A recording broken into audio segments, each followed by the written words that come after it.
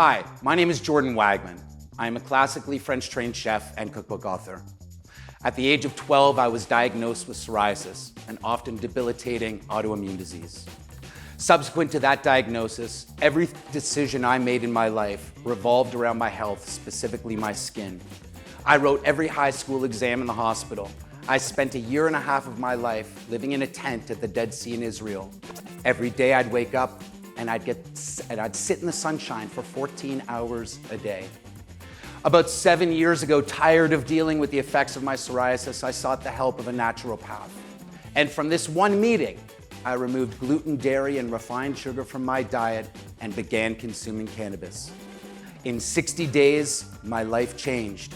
30 pounds melted off my body, and miraculously, my psoriasis improved. Today, I lead the narrative worldwide for what cannabis can be in food and beverage. We already know it to be the brownies, cookies, and gummies, but it's well beyond that now. I come to cannabis cooking for health and wellness. We talk about microdosing. We talk about the importance of emulsification so that we can create homogeneous mixtures so that we can create that repeatable experience for ourselves and those we are cooking for. Stay with me, travel with me.